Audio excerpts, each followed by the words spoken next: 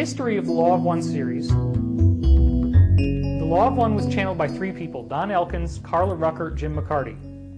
20 years of research into channeling went into this before they did it. Don Elkins was originally part of the Elkins-Mantell flying school, a different Elkins than him. He was just a student there. Mantell is the famous crash in which the guy tried to follow a UFO in his airplane and got into the field coming off of it, and it shot all these holes through the ship. There was like a gravity field around the airplane crash so that you had to kind of lean when you went near it. You couldn't stand up straight, kind of like the Santa Cruz mystery spot, which I've visited, or the Oregon vortex. Well, the body was in a horrific state, and there were pores shot through the plane everywhere. So this is part of what got our government guys thinking that that the UFOs could be hostile in their intent. But you got to remember now, we've grown up in a society ever since the late 40s, early 50s, in which we have a mutually assured destruction, nuclear missiles aimed at each other. There's no way, I mean, what does win a nuclear war mean? How do you win a nuclear war? That was, the War Games movie did a really great job of making us clear about that. Now, a lot of these witnesses at the Disclosure Project are saying they saw these UFOs hovering over nuclear missile silos, and they would power down the whole silo. And the missiles were not launch capable. In fact, there were other cases where they were doing a missile test and it's flying through the air, and this orb would appear and start shooting beams at it, and it would clunk down, and it would be completely radioactively inert. There was no radioactivity left. It could not even detonate if you wanted it to.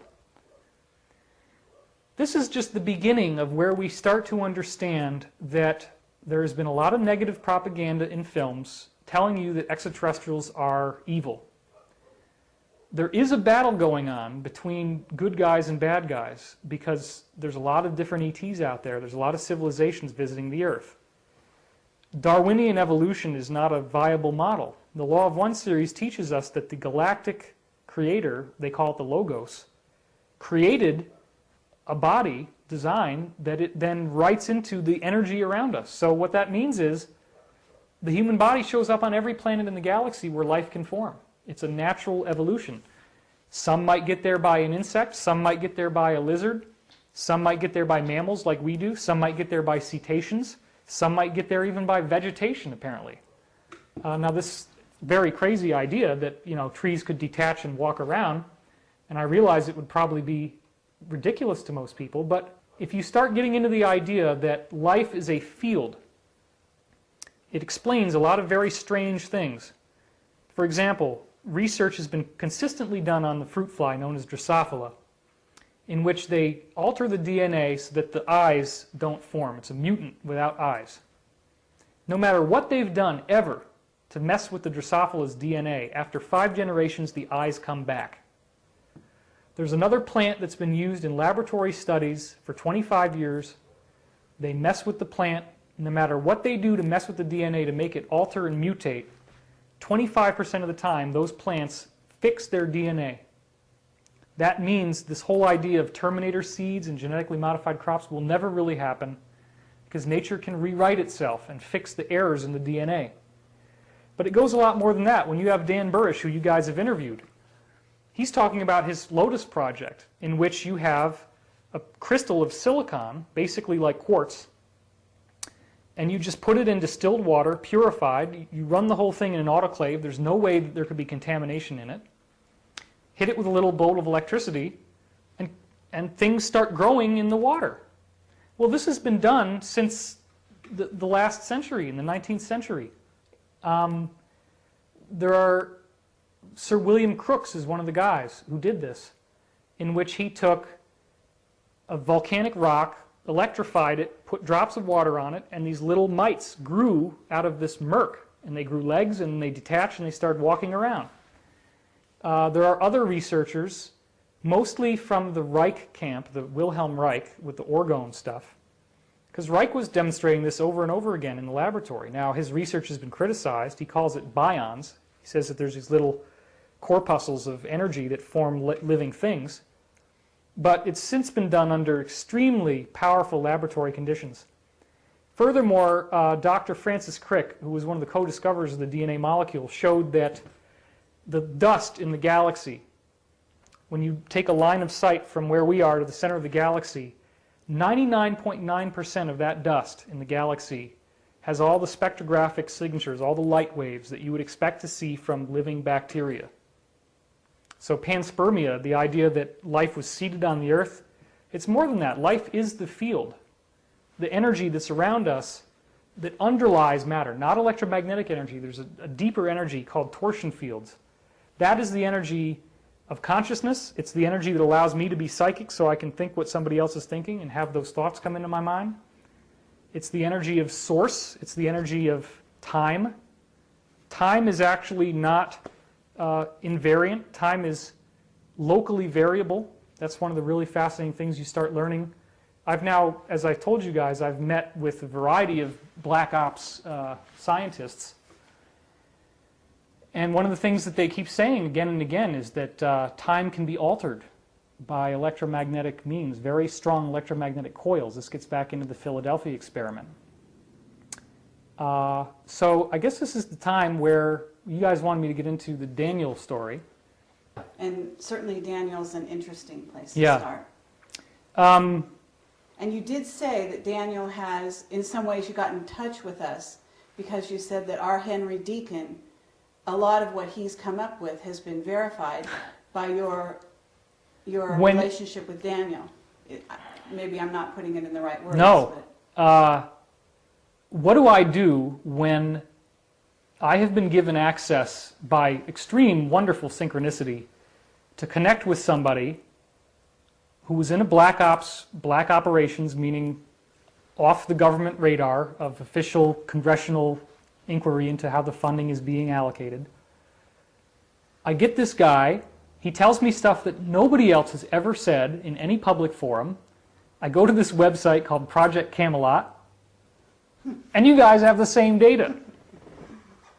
I just about lost it. I said, maybe it's true. You know, I mean, I knew it was true because when you spend enough time with somebody, which I did with this guy Daniel, you know when somebody's telling the truth. If somebody is going to try to attack me and say, well, you know, he was telling a big story, it's like, I'm sorry. I interrogated this guy so many different ways. I have all the science that builds up to the things that he said already in place. I'm now out here in Hollywood. I'm working on a film called Convergence the Movie. I've gotten into the whole system of Hollywood, and I put together a series of data which we're going to make into a movie called Convergence, as I said. This is really where my interest is, more than in trying to say I'm Edgar Cayce. The book came out years ago. I haven't even really done that much to promote it. I don't talk about it on the radio, or, you know, I gave you guys the story. But what I'm really fascinated with is the science of consciousness, and so we're doing a whole film about this. So I have all the science now to get from the mainstream model to these very exotic things that are in the black ops community. The Law of One series, which started with channeling in the 50s and went all the way forward from there, is sort of like the base that everything has come from. And everything that I find keeps tying back into this, including the Dan Burrish testimony, including many other testimonies, some of the things that Deacon said. Everything was in this book from 1981. So that tells me that there's some truth in there. Plus the fact that I have a personal experience with this source, and it made 2 house calls to that woman where the light came in her window, and then to my brother in his bedroom. So getting back to this Daniel situation, I had the opportunity to meet this guy. I had flown to New York. I'd gotten off the plane. I was going to visit my mother. It was wintertime. And we didn't have transportation to get me down. It was like there was a storm. There was ice all over the roads. So I had to stay in a hotel that night. And I needed to eat something, so I got the taxi. I went to the Denny's. And it just so happened before I left that this book had gotten my attention again, the Montauk Project. Now, I'd read this book in the 90s before I ever found the Law of One, and I thought it was completely horsepucky. I just had no interest in it. Thought it was ridiculous. But I just said, oh, let me bring it along as reading material. So I had it with me. I'm in this Denny's late at night, and this guy walks past. He kind of looks like a Harley guy, like a biker. beard, you know, and the leather jacket and everything. And he says, "What do you think about that Montauk project?" I said, "Oh, this is ridiculous. This is a joke. I'm just reading this for entertainment." He said, "Could I talk to you about something?" Okay. So he sits down. He said, "I worked at Montauk." I literally laughed in his face. I said, "You have got to be kidding me." To make a long story short, he gives me this enormous download. I'm scribbling stuff on the back of the napkin and the back of the place thing that they give you at Denny's. And we made a contact, and I've had numerous opportunities to connect with him since that time. And I can't get into a lot of detail. He does not want to come forward. He is terrified of publicity. He has been willing to do some audio work so that he can get his testimony recorded on audio, but I'm going to have to garble his voice.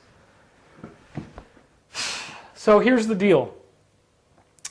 Apparently, now, first of all, let's not forget, okay, if even one UFO sighting is real, meaning not swamp gas, then we're not alone.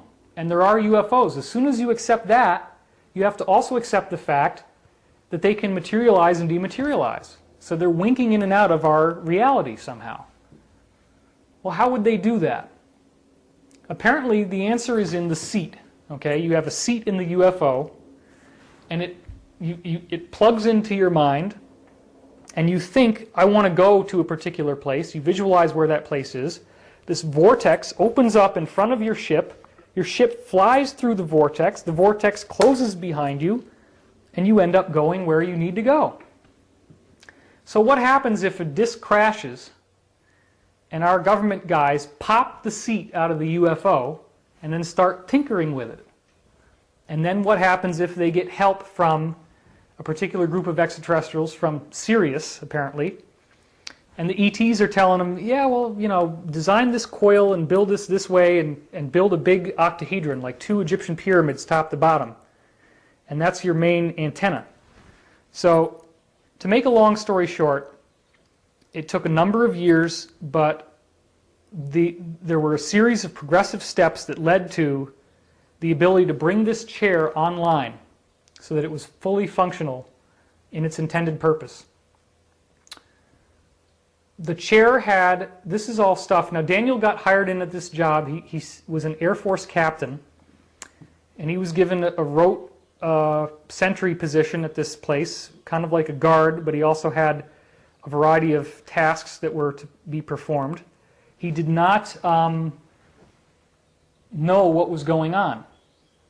But what happened in the early days was he was in the cafeteria, eating his lunch or whatever, and you'd see over in the corner of the room, it would start to burble like a mirage. And then you'd see something that shouldn't be there, like you might see through the wall into the other room. Or you might see a field with green grass or something. And sometimes it would be up near the ceiling, and you know, sometimes it would be in the floor. So it turns out that everybody talked to the janitor. The janitor had somehow gained everybody's confidence. So he started having these meetings with the janitor. The janitor started to tell him what was going on. Now gradually over time, he apparently was indoctrinated and got fully knowledgeable about what was going on. This was an abandoned military base at the far out point of Long Island called Montauk. He did say that the first book in the Montauk Project series was authentic, that pretty much everything in the book is true. He then went on to say that every book since then has been increasingly distorted and not truthful. He knew Al Bielek, he knew Preston Nichols, he knew Duncan Cameron, he knew Stuart Swerdlow, all these guys were there. Duncan ran the chair the best. Duncan was the guy that could run the chair. He had some experience working with the chair.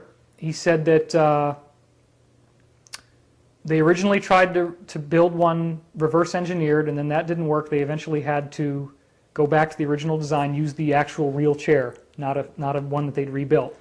There was something about these Helmholtz coils that had to be altered.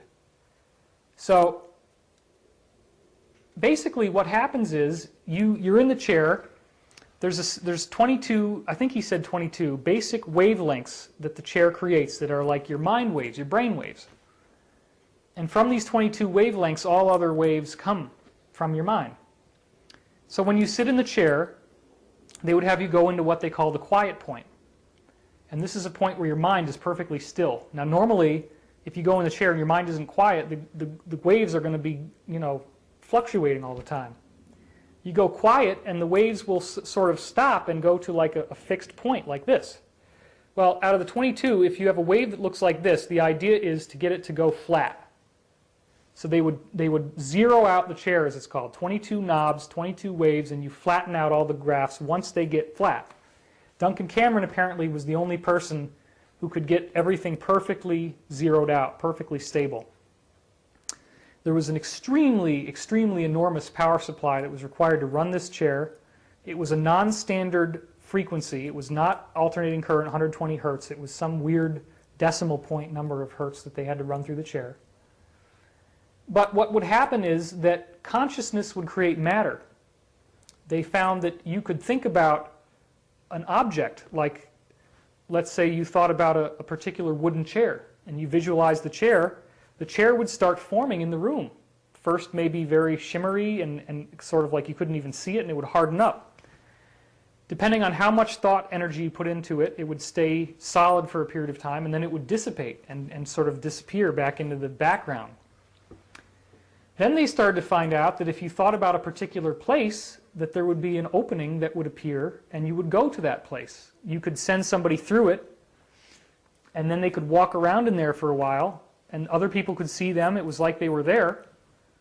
And then you'd have to have the person in the chair physically pull them out with conscious intent to get them back out. Now, they did do a lot of experimentation. They sent innocent people through and they were killed. Some of these were street tramps. Some of these were homeless kids. Apparently Swerdlow was responsible for recruiting a lot of the kids. I believe it's possible people can change. Daniel doesn't. He talked about Al Bielek. He said Bielek was a big storyteller, always, had some funny thing going on. Daniel claims he himself never went through the vortex. At some point they realized that they had gone to a place that was not the present, that they had traveled through time. They got very excited about this. Now this is where it gets really strange. It just gets stranger and stranger. Supposedly we have a body that they call the transient body, and then we have a physical body. The transient body is what New Agers would call the astral body. At the point that you're first conceived is called your zero time reference, or ZTR. That moment is where you have contact with this place called zero time. Now, the physics model goes like this. If you can imagine space-time like a sheet, everything above the sheet is the world that we inhabit, the reality that we inhabit. Everything below the sheet is this three-dimensional reality that's kind of like where antimatter is. It's like the astral plane, mirror image of where we are now. As you accelerate through space, you start curving space. And eventually it curves around in on itself like a donut. And that's a torus. It's called a torus. If you keep on going, the torus unrolls. Now, because of what I've told you with this sheet thing, you got time in here, space in here. Time is three-dimensional, space is three-dimensional up here. As the sheet curls in, you get time on the inside of the donut. But then as you keep going, the donut unrolls in the other direction. And the time that was down here unrolls and becomes your space. So you're now in a three-dimensional world you can walk around in, you can inhabit, but it's out of phase with our reality, and people in this reality wouldn't see you. You disappear. So this is apparently what was done inadvertently with the Philadelphia experiment. The Philadelphia experiment started with tests that were done on very, very high intensity welding, arc welding of naval vessels. And they had these enormous pieces of steel that they're welding together. They blast it with electrical energy at a very high frequency, and they started to notice that tools would disappear after this. And they couldn't find them. They finally filmed it, and they found that when they blasted this arc welding thing, that there would be this big black hole that would appear in the room. And they discovered that in fact it was dematerializing objects and that they wouldn't come back. So this is what led them to do increasing amounts of research, discovering that electrical energy is one way that you can sort of pop this hole between space-time and time-space and get through to this realm down here. Well, they tried to send a ship of sailors through. And unfortunately, apparently there was an inconsistency in the hull. The ship's hull was kind of used like an antenna to allow this energy to form around the ship properly. They put coils on the ship, and there were coils offshore. The ship apparently got caught up in this energy flow. It manifested up in Philadelphia, hence the Philadelphia experiment. It was originally in the Norfolk Naval Shipyard, and then it popped back to the shipyard. The sailors, some of them were actually embedded in the hull. Some of them burst into flames, some of them would appear and disappear because they were here, but if you get energetically tuned to this, then you can flip-flop between the two halves of the torus, so to speak. And the matter in their bodies would do that. So Tesla in the 1920s built something that would stabilize your ZTR, as it's called, your zero-time reference. And let me explain what that means. Here is space-time, here is time-space. In the middle is zero time. You're not in space, you're not in time. When you go in there, apparently it looks kind of gray. And in zero time, we all have a point at which, when we were conceived, where the transient body or the spiritual body and the physical body join. As we get older, there's like a widening cone between the physical and the metaphysical self. That forms your biological age. If you mess with the ZTR, it's like you push the top over, but the bottom is still where it is. This gap creates great static, which in some cases causes you to burst into flames, in other cases causes you to go comatose. Sometimes your sense of time gets really screwed up. For example, some of these guys, you'd have to rub their skin for days at a time, the exposed flesh. They would just be paused. Because in their time, only a few seconds have gone by in what amounts to years of time for us, or maybe weeks of time. So by rubbing them, you could eventually get them to slow down and rejoin their time reference with where we are. Now, one of the things Daniel told me was that some people were able to psychically reconstruct the ship from memory. They remembered that they were on a ship. They remembered where the ship was, where the floor was, where the walls were. They were the ones that came out okay. So that was part of the research. Now, since that time, the Philadelphia experiment was not dropped. It has since been parlayed into technologies, including jump gate technology, as I've heard that it's been called, in which they now can warp you from one place to another. There's apparently, as you guys disclosed with Deacon, a stable jump gate between Earth and Mars, and an inhabited base on Mars. I heard that too. Daniel also came across the fact that Mars had been inhabited in ancient history and that there were artifacts all over the place. He also said he saw a photograph of astronauts waving next to a pyramid in basic NASA spacesuits. So it's not easy when people realize that you've been lied to and that there's a lot that you don't know, but that is the reality of what's happened. So they got a chair out of the UFO and they started to use these same principles and took it even farther. Now, one guy actually was crazy enough to go back in time and kill his father because he wanted to see what would happen, I guess. You know, there's some nasty guys working in Black Ops, and it's also almost a suicide move, you would think. Well, he felt great. I mean, he went and he killed his father, which apparently resolved a lot of anger issues for him. And he came back, I'm fine, you know, everything's fine. The next day, or a couple days later, he stepped out on traffic, got hit by a car, and was instantly killed. So from that, they came to the conclusion that time is like a living fabric that repairs the tears that are made. It repairs the rips that are made as much as it can.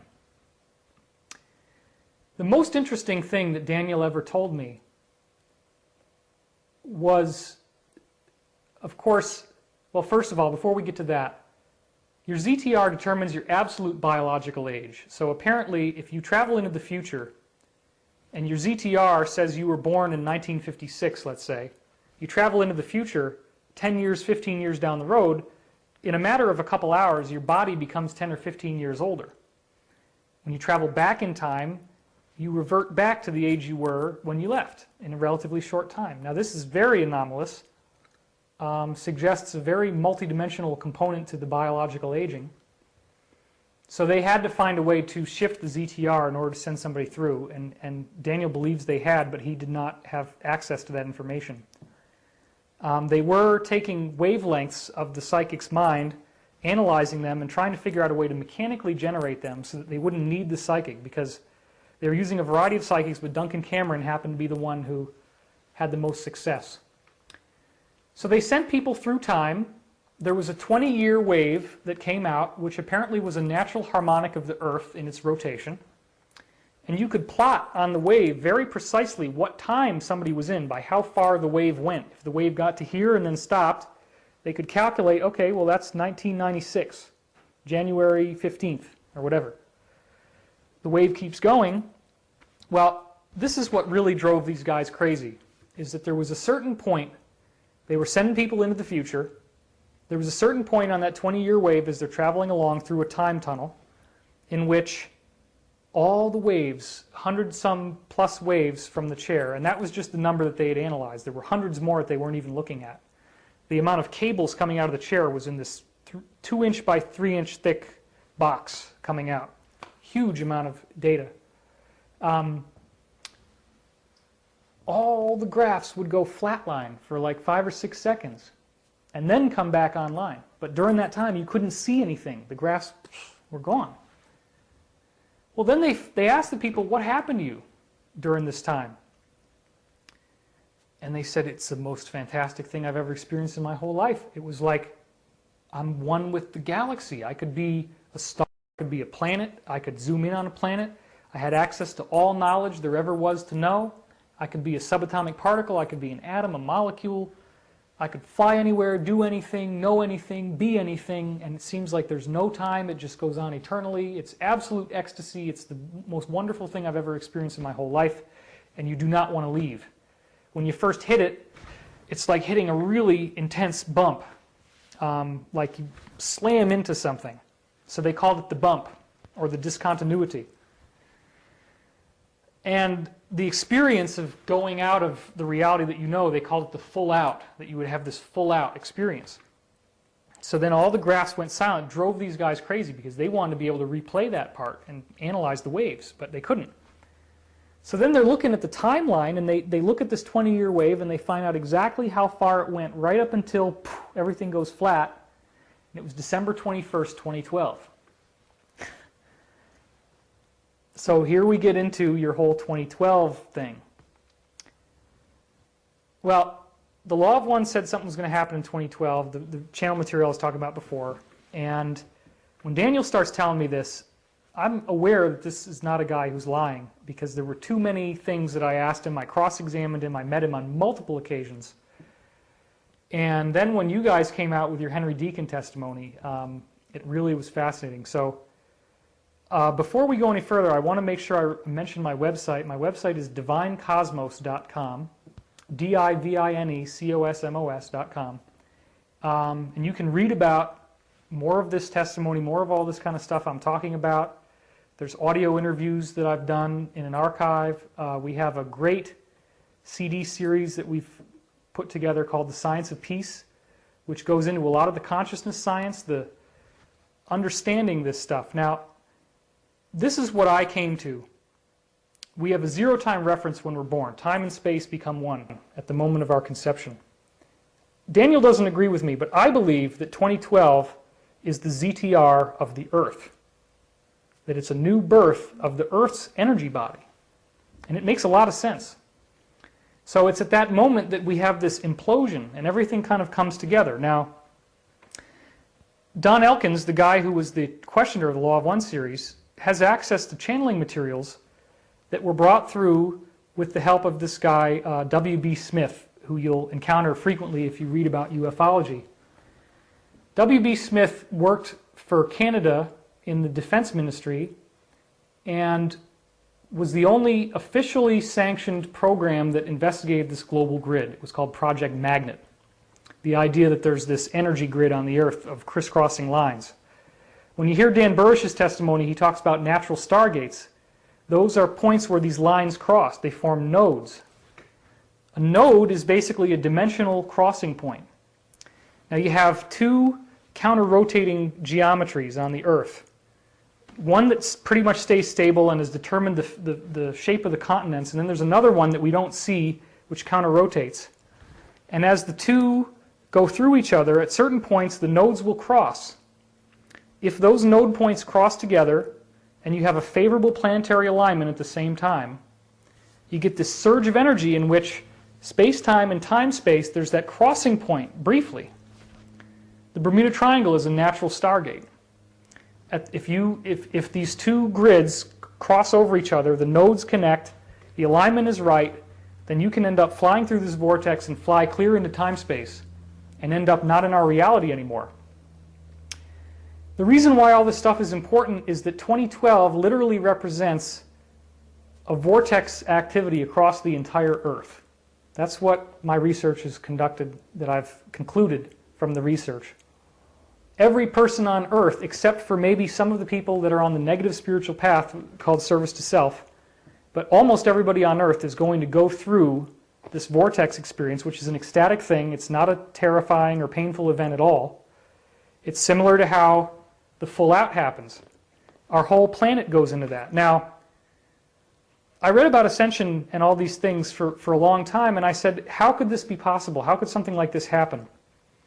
There would have to be a massive surge of energy in the solar system that would be demonstrating this. The work that W.B. Smith was doing in the 50s with people who were contacted by UFOs shows that they had information coming through from channeling, which was very accurate. Smith had a list of 200 questions, specific questions about UFOs, and he only took the people where the channel answered every question the same way. And sometimes the questions were a little bit different, and the channel would say, well, that's because the person is a Christian and they're biasing it with their religious beliefs. Something like that. Anyway, all these channels said the same thing, and one of the things that they kept saying was the whole solar system is going to get charged up with energy. You're going to see all the planets changing, and you're going to see a transformation occur. Earth changes, cataclysmic changes will seem to be happening, but then there's going to be this big energetic event, and the Earth will be propelled into a golden age. There is what's called a three-way split when this happens. Some people stay on the positive path. Those are the people that stay with the Earth. The Earth becomes fourth dimensional activated. When you have an out-of-body experience, which I've done, you fly up into the sky, you go above a certain point, it's kind of like a ceiling. For a long time I couldn't get past the ceiling. It drove me nuts because I wanted to go into space. And I couldn't get past the ceiling. Well, eventually I was able to do that, punch through. You punch through the ceiling and there's a new Earth underneath you. And you fly up again and you punch through another one, there's a new Earth again. And there's buildings and there's cars and there's people, and these are like the afterlife planes where people go after they've physically died. You go high enough, you go up to the seventh one, and it's all like Stonehenge, and there's all these people walking around in robes and headbands, and they're all very friendly to you, and they say hello, and they know that you're there, but they're really kind of surprised to see you. And I've been there a couple times. And then if you go past that, then you go out into space, and typically you end up, finding yourself on a UFO pretty quickly, because they see you and they find you, and you hang out and talk to the ETs, and most of them are very friendly. I've never really had a negative ET experience myself. I know other people have, but so to make a long story short, there's a plane that is concentric with the Earth as a globe, which would be up in the sky, probably even above the altitude you're flying at when you're in an airplane. And that's going to be where people live who are on the positive path as this happens. Now, it does get a little evangelical sounding. The Christian prophecy, Jesus mentioned something that they call the rapture. There are lines in the book of Daniel talking about where there are two, then there shall be one. Two shall be walking in the field, then there shall be one. Two shall be making wine, then there will be one. All this stuff. But you got to remember, Christianity is not the only religion that has this prophecy. It runs through Aboriginal prophecy, Hindu prophecy, Buddhist prophecy, Native American prophecy. Pretty much, the The Ragnarok is the Celtic legend. Pretty much any ancient wisdom teaching you find says something discontinuous, spontaneous, and amazing, leading to a golden age, is going to happen on the earth. I don't think that this pole shift thing will happen until after this happens, and most people will have popped through it before the pole shift ever occurs. Now, again, this is really lunatic fringe stuff. However, I did the research. I looked through countless reams of websites and printed them out. I have a huge bookshelf we could film if we have time to show you all the research I did. NASA studies, again and again, showing every planet in the solar system except for Mercury, but the Sun, Venus, Mars, Earth, Jupiter, Saturn, Uranus, Neptune, Pluto, all of them are having massive climate change. They're getting brighter, they're getting hotter, the magnetic field is growing larger. In some cases, like Saturn, they're rotating at a different speed. You did all this research for Richard Hoagland, isn't That's that right? correct, yes. And actually are working with Hoagland. That's correct. On this, and he's published some of your research. Yeah, on the site. I had first found out about this from the work of Dr. Alexei Dmitriev, who's a Russian scientist. He published in 1997, but he didn't have NASA data. He had, Russian data. So I ended up talking to Hoagland about this in 2004, and I'd done a little bit more research, but not too much, and we were talking on the phone, and he said, David, you've got to do it. You've got to get the whole thing from NASA. If this is true, it's the biggest story we've got. So I just hit the books, and I just went nuts on the internet, Googling and research. And what I came out with is a very impressive document, which your contact, Henry Deacon, said was, everything you need to know about what's going on in the solar system.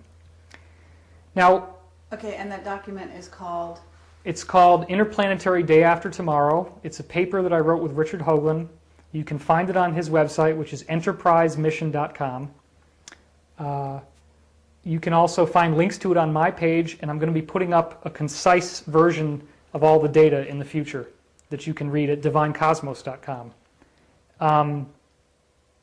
Why is this important?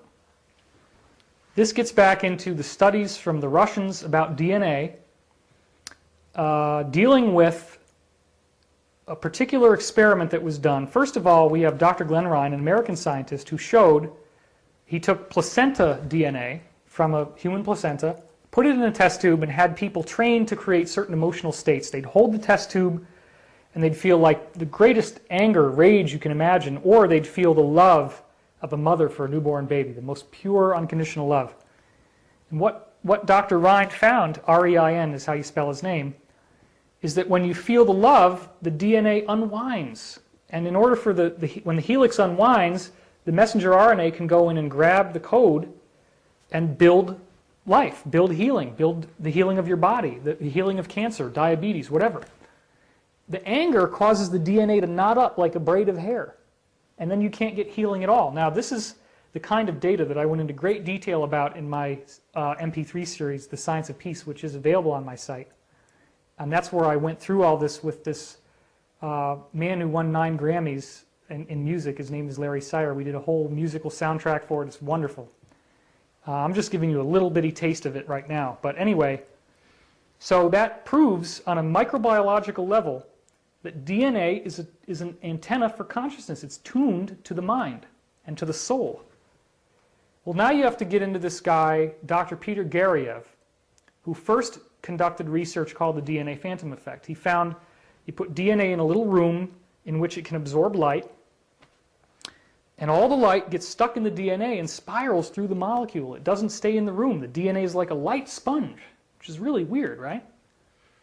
But then you take the DNA out of the tube and the light keeps on spiraling as if the DNA was still there holding it in place, but there's no DNA. And guess how long it stays like that? How long do you think? You watching this, 30 days. 30 days the DNA continues to act even though it's not there anymore. This is what we call a latent structure, latent structuring effect. And this is a common feature of what the Russians call torsion fields, which I get into great detail about in the Science of Peace CD series on my website, Divine Cosmos. Anyway, Garriev went further than that. He took a frog embryo and a salamander embryo, takes a non-burning laser, shines it through the salamander embryo, redirects the light into the frog embryo. All he's doing is beaming light. They're hermetically sealed containers. What do you think happened? Well, you don't really want to go there, but remember what we said about the Drosophila, the fruit fly? Take the DNA of the eye code out. 5 generations later, the eyes pop back on. You have this plant, you make it mutate. Standard laboratory plant, 25% of the time, the mutation is healed. So what do you think happens if you shine the energy of a salamander embryo into a frog embryo, just the light beam? The frog embryo completely retools itself 100% and becomes a salamander, and there is no genetic evidence of it ever having been a frog whatsoever. Now, if we want to get really off into the far fringes of things, you have this secret group that we've heard a lot about called the Illuminati. And they're very into bloodlines, and they say there's magical power in the bloodline. And that's why there's these 13 families, and they don't intermarry, and that's why if you're in the Illuminati, you're born into the Illuminati. I do believe that they exist. I've spoken to witnesses who were members of it, who got out. But they're all into this magic power of the blood. But what did I just tell you, right?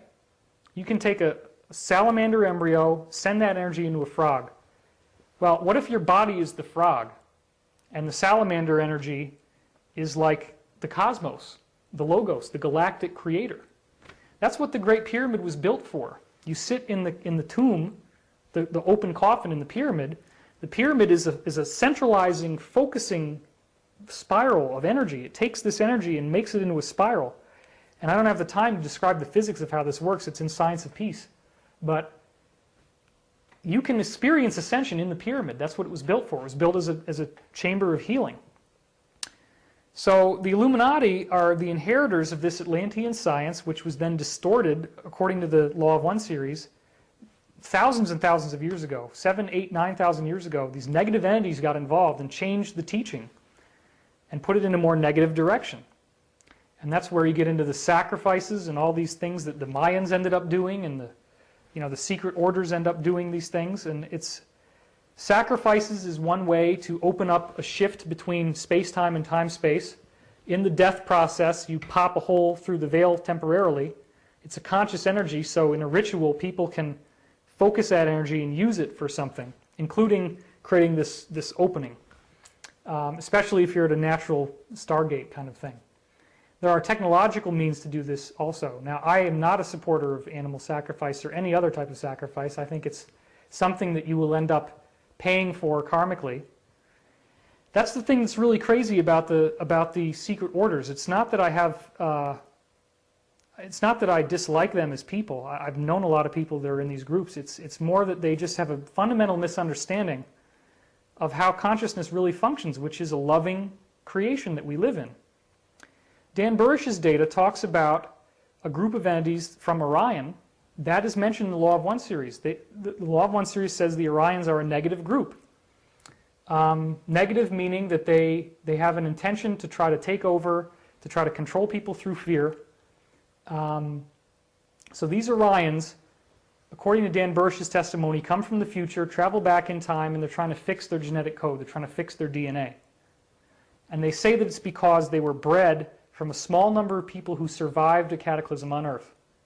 Well, put your thinking cap on. What did we just learn about DNA, right? DNA is something that is modified by an outside energy. You can take a salamander's embryo, zap it, redirect it into a frog's embryo, the frog transforms. So the universe, even if you have a small population, you can still rejuvenate your DNA by consciousness. That's not what's happening to the J-rods. The J-rods are experiencing what the Law of One referred to as the dissolution of the spirit body.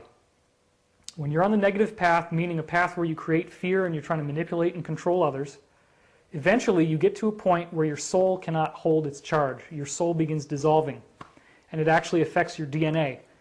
Now this is in the 80s. This is 1981. Burrish's testimony comes out in 2000, 2001.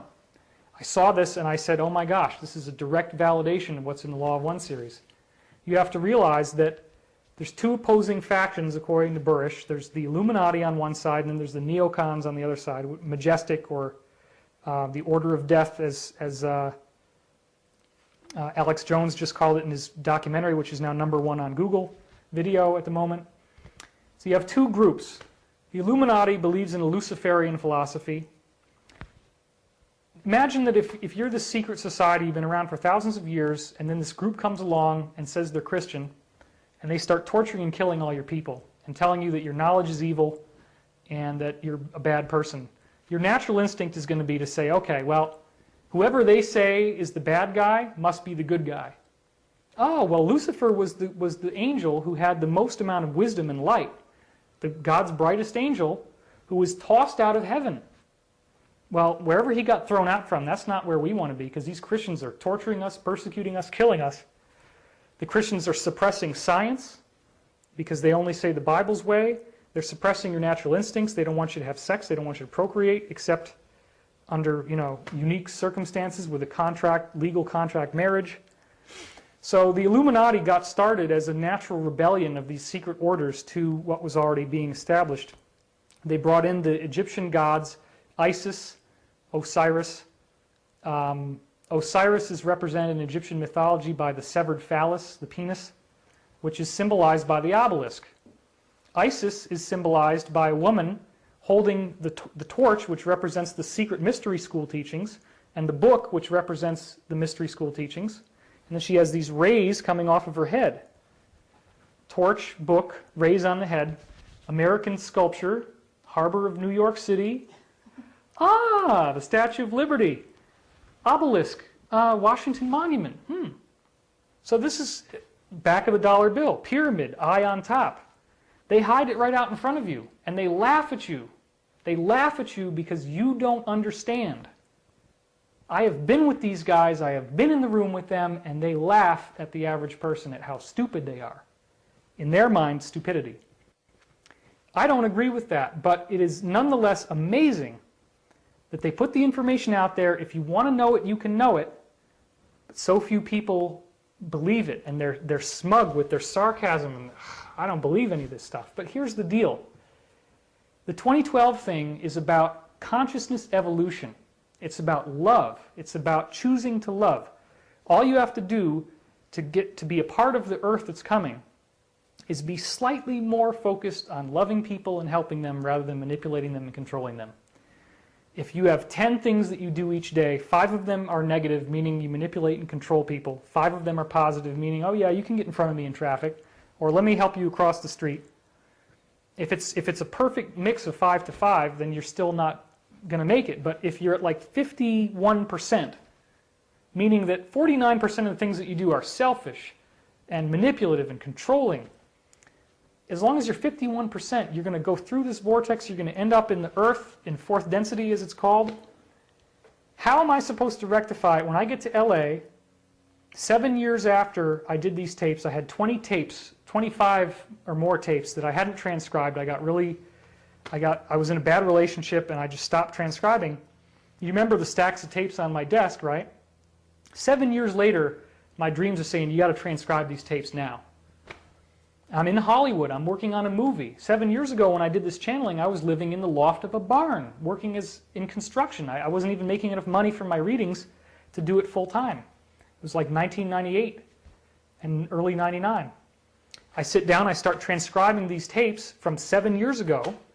They're talking about 2012, they're talking about ascension, and they're also talking about my being in LA, my working on a film, all these things. It's the names of the people I'm working with, the cat that the guy, our editor, had, all the personalities, even to the point where I had these sweet potatoes I bought at the health food store, and they went to sprout on my refrigerator.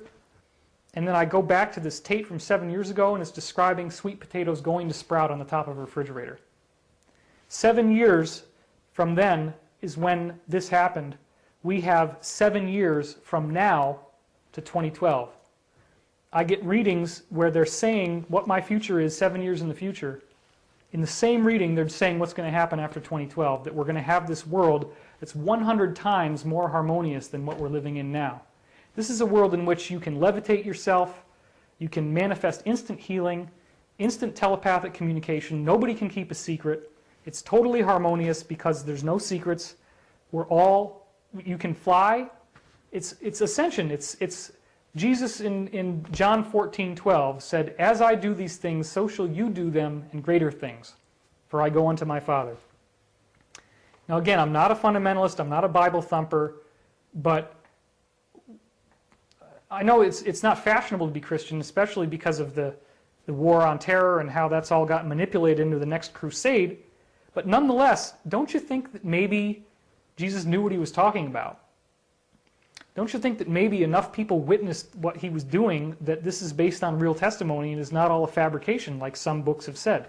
Whenever I would read one of these books that would start saying that Jesus was made up and it was fictional, I would start getting all these thought forms of evil. And I got messages saying, look, he was real. I mean, he got blown way out of proportion in terms of people making him into the only Son of God. That was never intended. Jesus would say, I'm the Son of Man. But what if this rapture thing is real? Well, you have a whole scenario in the book of Revelations describing an Antichrist, which had gotten worldwide power, that was wounded on the side and yet did live. And the mark of the beast on the forehead. The mark of the beast is people shutting down their third eye. It doesn't have anything to do with microchipping. None of that stuff is going to happen. They might want it to happen, they meaning Illuminati or those type of people, but it won't happen. I really don't see, prophetically speaking, a negative future for humanity. I see predominantly a positive future.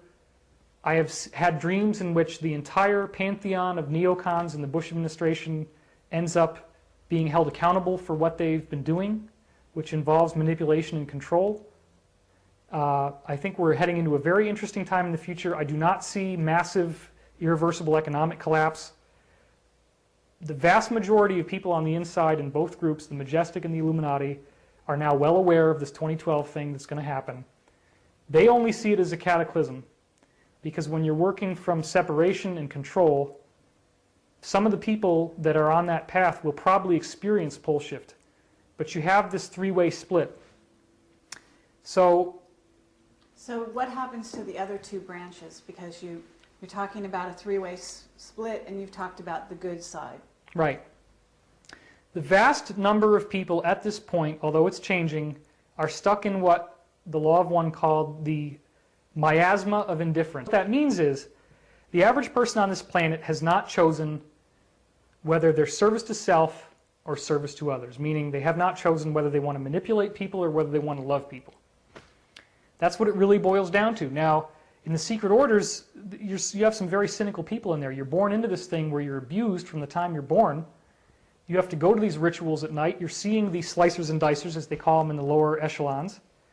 But the vast majority of the people in the Illuminati don't like what's happening and would get out if they could. They don't like it. But they're stuck because if you try to escape, they kill you. You have to go to these meetings starting from 1:30 in the morning till about 4 o'clock in the morning.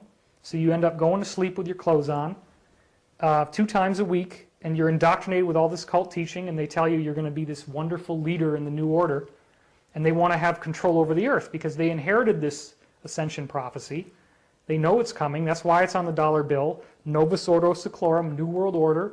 Annuit Septus, he has looked with favor on our beginnings. The pyramid, without the capstone, is 6-sided. Okay, you have the 4 sides, the bottom and the top. That's 6. What happens when you put the capstone on? How many sides do you get then? The top eliminates. You only have 5. 1, 2, 3, 4, and then the bottom is 5. In pyramid numerology, 6 means imperfection, evil. 5 means perfection and divinity. So the capstone returning to the pyramid represents the New World Order, the New Age, which originally was not a bad thing. So our insiders are now aware of this. People say, well, why are they deficit spending? Why are they running up the national debt so much? And why are they polluting the atmosphere and cutting down the rainforest and nuclear missiles and da-da-da-da-da-da-da? How can they be doing this? It's almost like they're not planning for the future. They don't think it's going to matter. Well, that's true. What does it matter if you pollute the earth? What does it matter if there's global warming? So this is what starts to make sense out of all the madness. Why? So this is 2. You've talked about 2. Right. So there's 2. Right. I'm sorry I didn't answer the question expediently. Okay. And so we have a third group. What happens? There's the negative group graduates 4D negative. That's a very small number, and that's the people who become the J-rods and the P-52s, the P-45s, P-24s. Those are all your negative graduates. They stay with the Earth. They experience pole shift. They experience cataclysm. Some of them are underground. Some of them are on the surface. The ones on the surface are the P-52s that go to Orion. The ones underground are the J-rods, the P-45s. Most people on Earth pop into time-space, the one down here, and they recreate the Earth exactly as it had been, except that now you're in fantasy land. You can levitate if you choose to. You can see beings of light.